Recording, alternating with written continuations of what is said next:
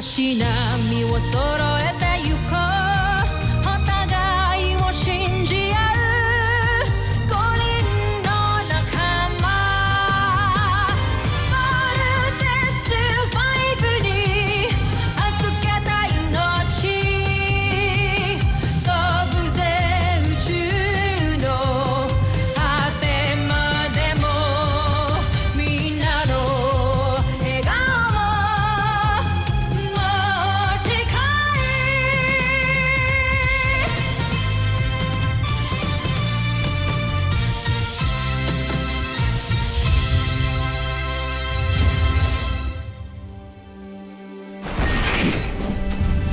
Ang nakaraan sa Voltes 5 Legacy.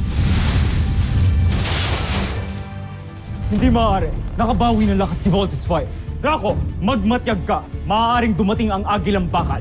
Ultra-electromagnetic ball engaged! Looks like the ultramagnetic ball is working. The energy reading is stable. Team, tapusin nyo na! Ultra-electromagnetic ball! Hindi nila alam. Hihigupin lang ng aming Beast Fighter ang enerhiyang yun. Dr. Hook, yung energy level ni Voltes 5, it's going down! Pinag-aralan ko lahat ng plano na iniwan ng Mechanical Eagle. Wala akong nakitang mali. Guys, watch out! Kawawang Voltes 5. Voltes Team, anong nangyayari? Bakit di kayo lumalaban? Wala ng energy si Voltes 5 para lumaban. Sabihin ko sa likod nyo, andyan na ulit ang Mechanical Eagle. Sundin nyo na lamang ang bawat sasabihin ko kung ibig nyo makaligtas. Sundin nyo ang sinasabi ng Mechanical Eagle. Finger missile! Steve, can we trust this guy? But we have no choice. Nakikita mo ba ang palang pintutan na ginagamit nyo para mag-vault in? Subukan ko ulit ito. Teka, anong nilalagay mo dyan? Wow, stabilizing yung energy natin. Then let's do this. Ano pang hinihintay mo? Tapusin mo na si Voltes 5. Ultra-electromagnetic ball! It worked! Steve, do it now! Now!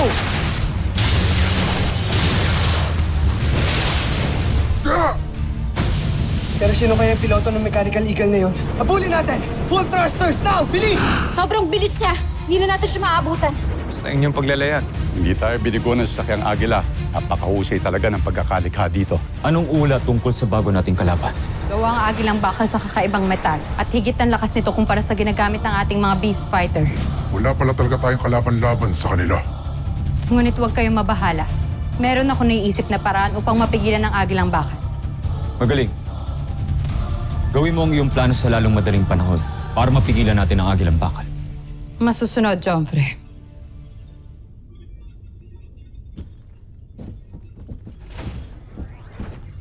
Joffrey!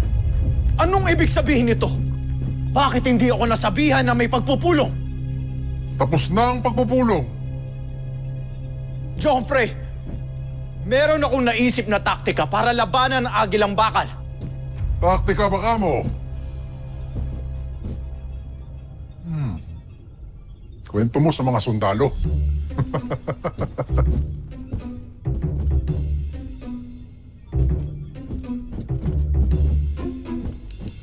Kunamo! Hindi ko maintindihan kung bakit hanggang ngayon ay ayaw may paalam sa iyong mga anak na buhay ka pa. Sigurado ako matutuwa ang mga yon. Ligtas ang aking mga anak. At kaya nilang ipagtanggol ang kanilang mga sarili. Ngunit ang mga naapi sa Buzan ay hindi. Kaya hanggat hindi pa tayo tuluyang malaya, pagpapaliban ko muna ang muli naming pagkikita. Hanggang handa na ang Solar Bird na nagtatago sa kalawakan. Dahil kailangan na magsanib puwersa ng Solar Bird at ang himpilan ng Voltes 5 na Camp Big Falcon. Yun lang ang paraan upang mas mapabilis ang pagbalik natin sa Buzan at mawakasan natin ang sakim na pamumuno ni Sambojil.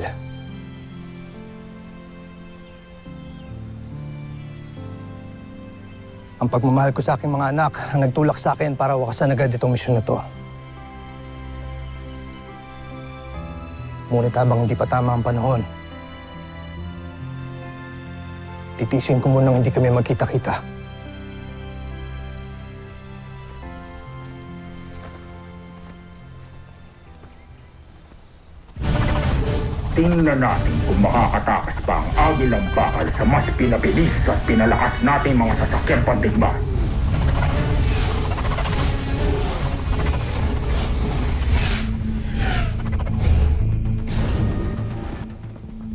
Doctor, General, We received a report from Africa na may sightings daw ng Bosanian flying saucers. Meron na rin sa Japan, Himalayas, and France. pero hindi sila umaatake. Parang dinideploy lang nila yun para may hanapin. Ang Mechanical Eagle, hindi kaya yun ang hinahanap nila. Then kailangan ng Mechanical Eagle ang protection natin. Ipapahanda ko ang mga jets para ma-deploy kaagad on my command. Let us help, Dr. Hook. Kailangan mauna kami makahanap sa Mechanical Eagle. Baka kapag naunahan tayo mga kalaban, baka patayin nila si Papa. Please po! No. Pero Dr. Hook, kailangan nung... I said no. Sige, anong gagawin niyo pag umatake dito yung kalaban? Hindi niyo ba naisip, baka decoy lang to? If I tell you to stay, you stay.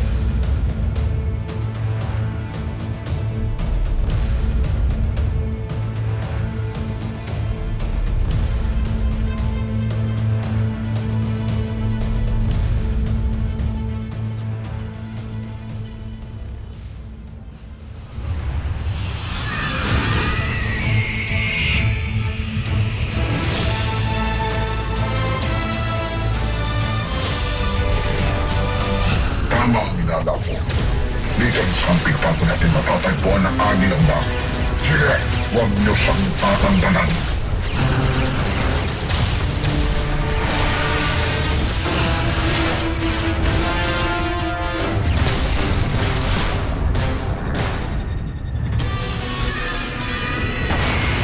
Sohas! Bumagsak na ang Agilang Bakal.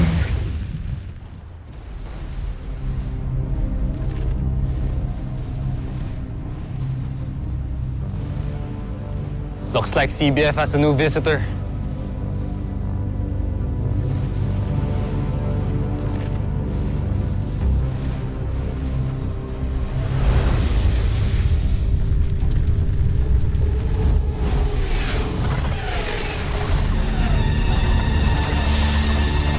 Protect the Mechanical Eagle at all costs. Engage the enemy. Bomber missiles! Lander missile! Frigate missile! Panzer missile! Skyrocket! Ito na mo ang Voltes 5. Alright, team. Let's rock!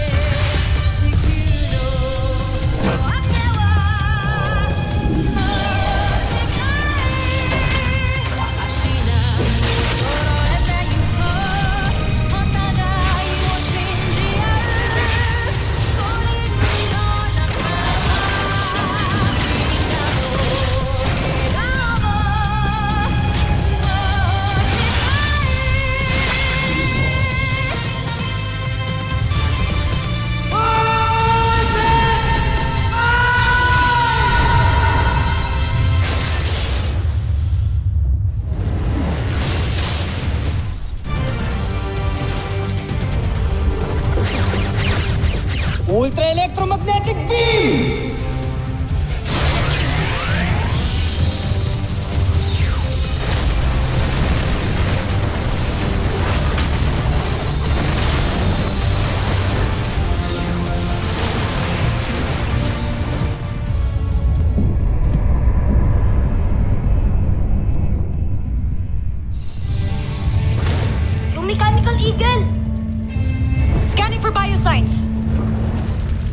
Detected but critical.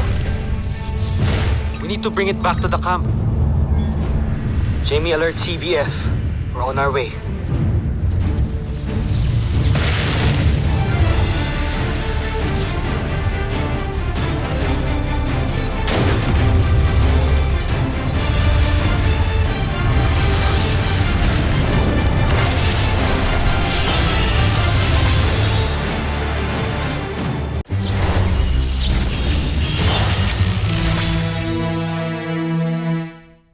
Mga homesuck!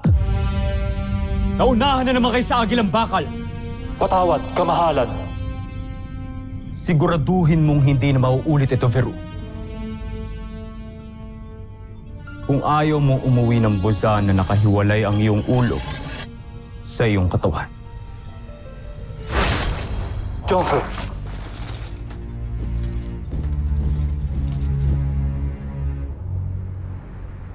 Maraming salamat at niligtas niyo ako. Sino ba sa inyo si Steve? Big Bert at Little John. Ako si Steve. Bakit niyo kami nahanap? Teka, bakit alam niyo yung pangalan namin? Sino ho ba talaga kayo? Ako si General Watson. Malapit kong kaibigan ng inyong ama. Si Papa? Buhay siya? Buhay na buhay. At nagtatago siya sa isang bundok dito sa planeta ninyo. Tama ka. Buhay pa si Papa. Kuya, gusto ko naman kita si Papa. Puntahan natin siya. Tara. That's a good plan. We'll request for escort mula sa EDF. Maaari mo bang sabihin sa amin kung nasan si Dr. Armstrong?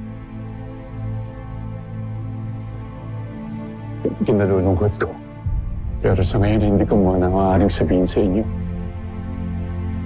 Naghahanda siya para iligtas ang aming mga kasamang rebelde laban sa Imperyo ng Busan.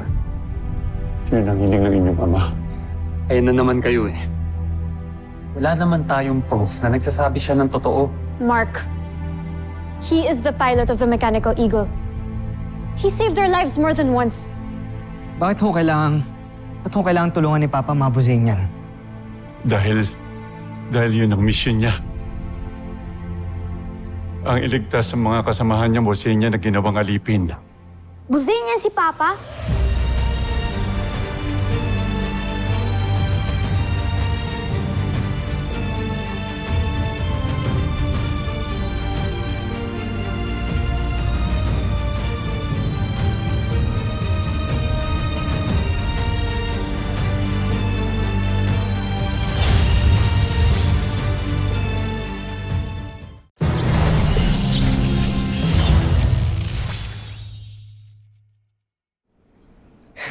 Sorry, that's impossible.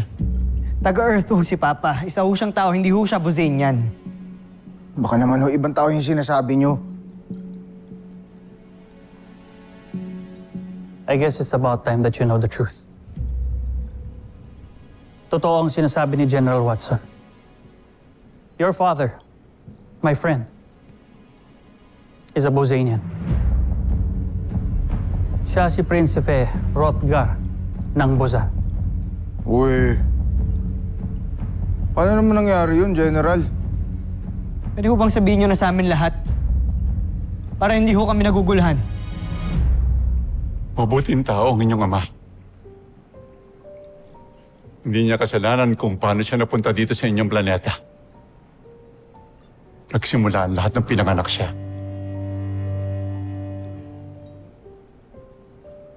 Isa siyang maharlika. Ngunit pinanganak siyang walang sungay. Dito magugustuhan ng ibang mga maharlika, mahal na ministro. Kaya ba gusto ninyong manahimik na lamang ako at wala na lang gawin? Laban sa kalupitang matagal lang nangyayari sa Busan? Anak, matagal na sanay ang mga alipin sa pagtrato sa kanila. Hindi mo na sila kailangang ipaglaban. At bakit hindi? Gayong katulad ko rin sila. Hindi ko na kailangan sabihin, ina. Dahil ito ang katotohanan ko, hindi ba? Na wala akong sungay. Nagaling din ako sa lahi ng mga alipin, kagaya nila. At yun nga ang ginawa nila para maitago ang lihim. Nilagyan nila ng huwad na sungay ang inyong ama. Lumaki ang inyong ama na wala nakakaalam na huwad ang kanyang mga sungay. Tinago nila matagal ang lihim na to. Hanggang sumating ang pagkakataon na kailangan niya ng koronahan bilang bagong emperador ng Bosenya. Itigil ang koronasyon!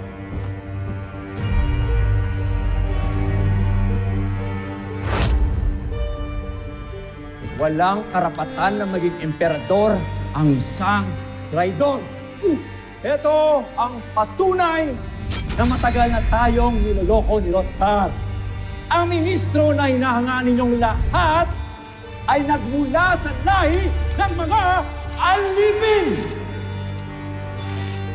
Dahil dito ginawa nilang alipin ang inyong ama. Kinulong naman at namatay ang kanyang unang asawa. Sobrang naghirap ang inyong ama sa imperi ng Bozal.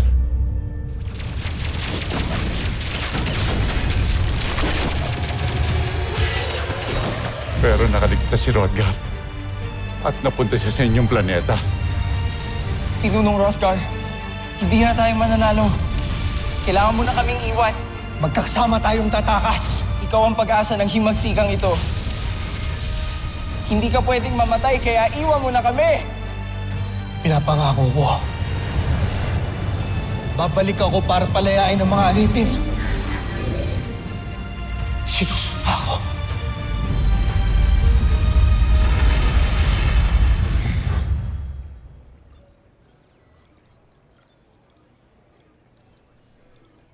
At dito niya nakilala ang inyong ina.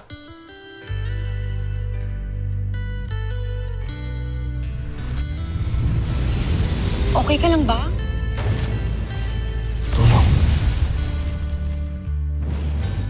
Tulungan mo ako.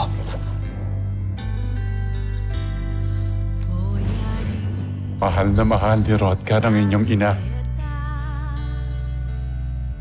At kayo nga ang naging bunga ng kanilang pagmamahalan.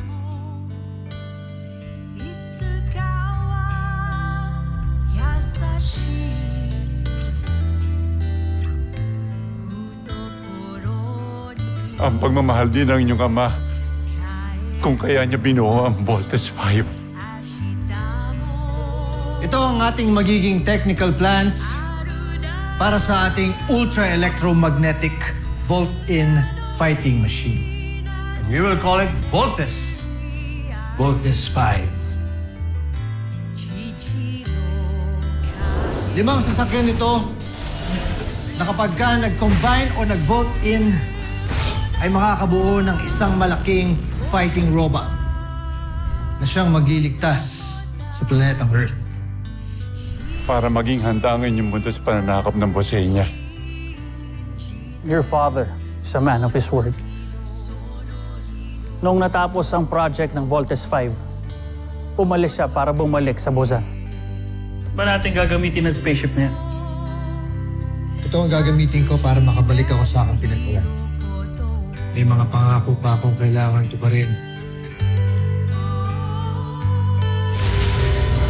Hindi na siya nakabalik dahil nakala natin na patay na siya. Kaya pala siya umalis. Tiniwan tayo. Ngayon ay alam na rin natin kung bakit mas iba tayong tatlo kaysa kina Ate Jamie. May lahi tayong Bozenians.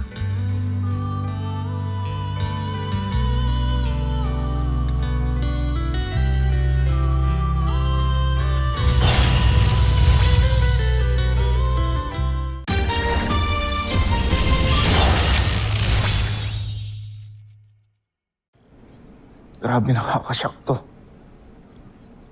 It doesn't matter, Big Bert. To us, hindi pa rin kayo naiiba sa amin. Tanggap pa rin namin kayong magkakapatid. Thanks, Jamie. I'm proud of them. Katulad si Mama and si Papa. They believe in the cause and they sacrifice themselves. Bumalik si Papa sa Busan dahil meron siyang pinangako sa mga kasamahan niyang Bosenia. At tinupad niya yun.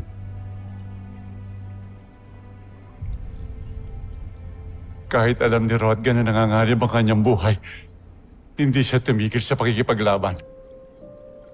Pinalakas niya ang rebelyon laban sa aming emperador. Dahil sa inyong ama, nagkaroon ng pag-asa ang mga alipin. Isang karangalan ko ang makilala at lumaban sa tabi ng inyong ama. At mapalad ako ngayon dahil nasa harapan ko ang anak ng isa sa pinakamatapang na lalaking nakilala ko. Gayon na rin ang makilala ko ang kanyang mga kasamahan. Nasa amin ang karangalan. General, meron na lang akong isang tanong. Nasaan ho si Papa? Saan ho ang kuta niyo?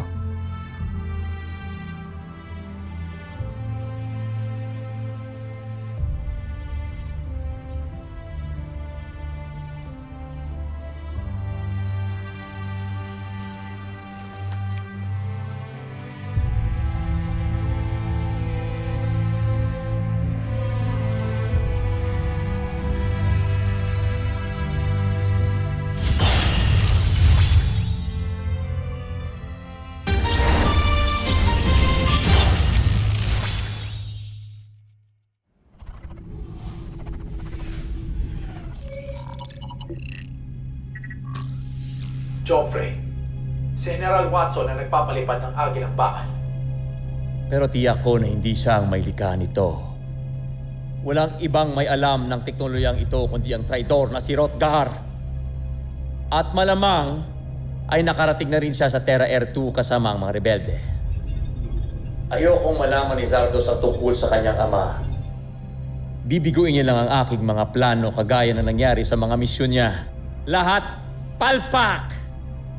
Ititikom ko ang aking bibig, mahal na emperador.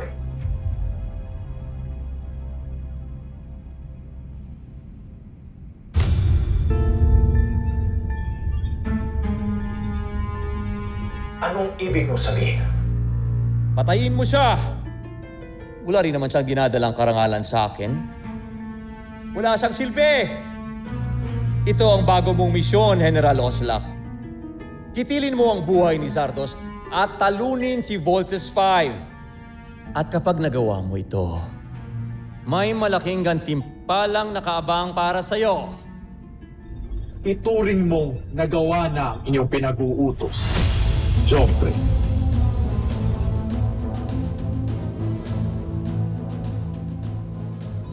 Watson! Watson!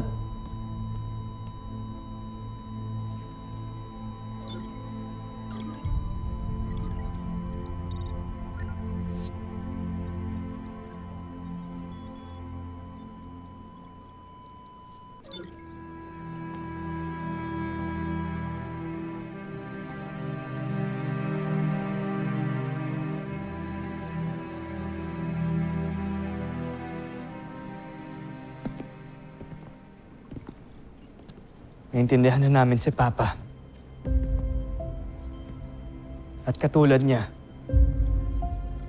pinapangako naming Voltes team na ipaglalaban namin at ipaghihigante ang lahat ng inaapi ng mga Bosenian.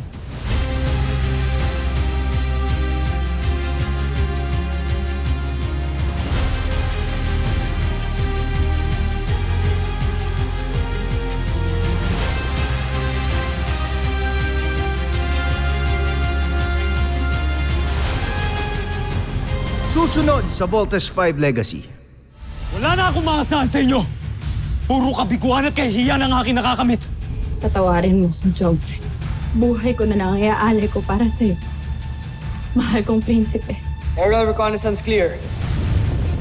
Nakita ko na rin ang isa sa mga Voltes 5. Umanda ka ngayon sa akin. Speaking of Steve, nakita ko kasi umalis siya kanina eh. Alam mo ba kung saan siya pumunta? Tawagan mo kaya? Ute, bakit ako eh? Ikaw yung curious dyan. Ha? Sige, check lang. Sandra, bumalik ka dito, may hirapan ka sa gupain ng Armstrong na yan. Naiintindihan mo? Tatapusin na kita, Steve Armstrong. Para sa aking Prinsipe Zardos!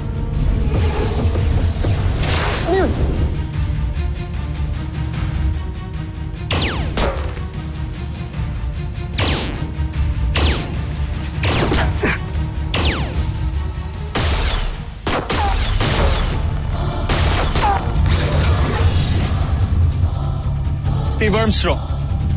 Kuya Manuel.